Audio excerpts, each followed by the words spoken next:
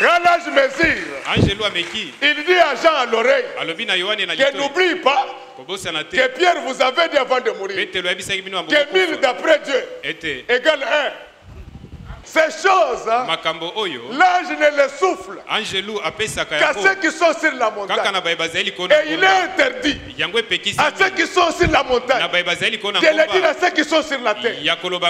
Même s'ils sont apôtres, comme ils sont sur la terre, ils sont dans l'impudicité, dans le faux de mensonges. Ils ne peuvent pas comprendre. La cité céleste, la Jérusalem céleste, avait la longueur, avait la largeur, mais avait aussi la hauteur. Même toi tel que tu es là, en tant qu'individu, en tant qu'homme, tu as ta longueur, tu as ta largeur, mais tu as aussi ta hauteur. Mais Dieu veut que quand on va mesurer, qu'on puisse trouver 12 000 stades. Mais après avoir trouvé 12 000 stades, qu'on puisse faire la fraction comme Pierre l'avait enseigné, et qu'on trouve que tu ne mesures que 12. L'ange voulait dire ceci à Jean, que si quelqu'un veut entrer dans ce royaume, il faut que quand on va mesurer son corps, qu'on trouve 12 apôtres en train de prêcher par son comportement, par son agir. Quand on va entrer dans sa largeur, la Bible dit ceci: l'esprit sonde. Donc l'esprit, c'est ça la largeur de l'homme. Quand on va entrer dans ton esprit, quand on va mesurer, qu'on trouve que ton esprit a les enseignements de 12 apôtres, c'est-à-dire que le corps est sain, mais l'esprit est aussi sain. Il reste quelque chose, c'est la hauteur. La hauteur, c'est difficile de la détruire. On peut détruire tous les murs, mais la hauteur restera toujours. La hauteur, c'est ton âme. Quand on va mesurer ton âme, on trouve aussi que ton âme mesure les enseignements de 12 apôtres. L'enfant de Dieu doit savoir que lui-même il est aussi temple de Dieu. Chaque fois qu'il marche, il y a un ange qui a un roseau et qui est en train de mesurer. Apôtre Paul disait aux anciens de Efèse qu'après mon départ, il s'introduira des loups rapacieux. Et il mesure le royaume de Dieu, vaille que vaille. L'ange avait dit que ça devait mesurer 12. Mais comment nous trouvons ici ça mesure 6, 7, 13, 27. C'est là où la Bible dit que n'ajoutez pas un étranger. Prêchez ce que la Bible enseigne. Pratiquez ce que la Bible enseigne. À ce moment-là, tu auras droit d'entrer dans le royaume céleste. Je te dis qu'un jour est préparé par Dieu, où tu vas oublier tous les problèmes du monde. Tu vas te retrouver face à face avec le Créateur ineffable, le roi des rois. Nous allons voir David. Nous allons voir Esaïe. Nous allons voir Pierre. Nous allons voir Paul. Quelle grâce! Là, c'était d'abord la mesure du royaume. L'église ne peut pas s'asseoir sur le péché. Il doit garder la forme carrée. Longueur, largeur et hauteur. Mais ça ne s'était pas arrêté là. Maintenant, on commence à présenter les matériaux de construction de la nouvelle cité. Donc la nouvelle cité avait une clôture. Qu'est-ce que cela veut dire? Pour entrer dans ce pays, il faut avoir un visa. Dieu s'est souvenu que faute de la clôture dans les jardins,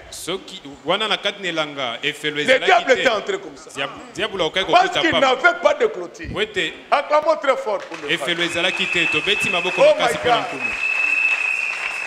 Il dit que pour la nouvelle Jérusalem, il faut la clôture. Tu sais pourquoi le diable entre en toi jusqu'à maintenant? Des mauvaises pensées, des mauvais sentiments. Parce que tu n'as pas de clôture. Tu n'as pas la puissance du Saint-Esprit. L'ange qui parlait avec Marie, il lui disait ceci, que l'ombre de la puissance du Très-Haut te couvrira. L'ange n'était pas même vide. L'ange avait un bâton pour mesurer.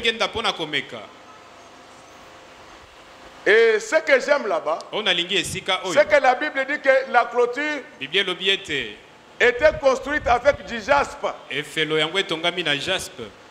Donc ce sont des matières précieuses.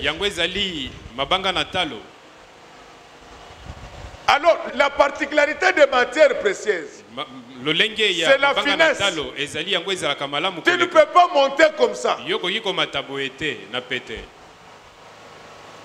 Et s'il faut rentrer dans la logique de 12 000 stades, 12 000 stades c'est à peu près 2500 km.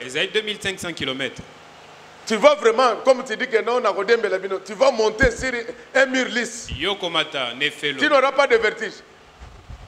Mais toute la ville là où nous irons, c'était une ville bâtie en or pur. C'est-à-dire que c'est dans une ville où il n'y a pas de saleté. C'est là où nous irons. Pour une telle ville, on a besoin de nouveaux citoyens. Des gens qui sont nés de nouveau. Les gens qui n'ont plus de saleté sur leur corps. Parce que Dieu veut entretenir la propriété dans cette ville. Mon frère, ma soeur, Jésus va revenir d'ici là. Est-ce que tu es prêt pour le rencontrer dans le ciel? Tel que tu as des gens avec qui tu ne parles pas. Si vous voyez quelqu'un qui a des gens avec qui il ne parle pas, mais qui parle en langue, il faut chercher le prophète pour nous dire l'origine de ces langues. La Bible dit que quand tu as un problème avec ton frère, ne donne même pas l'offrande. Si Dieu va refuser l'offrande, tu penses qu'il va agréer ta prière? Non, mes chers frères et sœurs. Jésus revient bientôt. Nous quitterons cette terre. Ça ne sert à rien d'être conflictué. Ça ne sert à rien d'être problématique.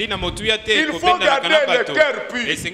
Parce que la cité céleste qui a été construite pour les nouveaux citoyens a une clôture. On entre seulement par les 12 portes. Acclamons très fort pour lui.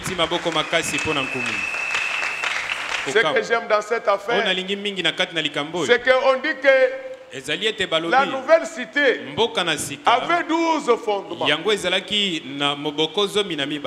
C'est-à-dire, elle est assise sur les enseignements des apôtres. Autant elle avait 12 fondements. Autant elle avait 12 portes. Est-ce que vous comprenez un peu ça? Il y a une différence entre la tribu et la grâce. L'église de Dieu est fondée sur la grâce. C'est-à-dire que ce sont les enseignements des 12 apôtres qui ont stabilisé la cité céleste. Une église forte, c'est celle qui est assise sur les enseignements des apôtres. Les portes portaient aussi des noms. Les 12 tribus. Mais ce que j'aime dans cette affaire, les portes là on ne les fermait pas. C'est pour dire que tout celui qui viendra, s'il est vraiment en ordre, s'il a le visa, il entrera. Entre la fondation d'une maison et la porte, qu'est-ce que tu veux? Si tu restes seulement avec la porte, quand il va pleuvoir, tu vas souffrir. Quand il fera chaud, tu vas souffrir. C'est-à-dire que dans les affaires de Dieu, ayez d'abord le fondement, ayez d'abord l'ossature du temple. La porte, qu'elle soit là ou pas. Ici, on ne parle pas d'une porte. On parle des 12 apôtres. Qu'est-ce que cela veut dire? Les 12 fondements. C'est-à-dire que nous, qui avons reçu le message de Jésus, nous serons enlevés. Et ces gens-là entendront les deux témoins. Ils peuvent venir après nous, mais ils les trouveront nous déjà installés. C'est-à-dire quoi? Aujourd'hui, tu dois d'abord être assis sur la parole. Que les portes restent ouvertes. Les mariages entreront par là. Le travail viendra par là. Le pouvoir passera par là. La gloire passera par là. Mais au moins qu'on trouve que le fondement est là. Parce que toutes ces choses qui viennent entrer, elles ont besoin de la sécurité. Mais il y a des conditions. Dans une nouvelle cité, on a besoin de nouveaux citoyens.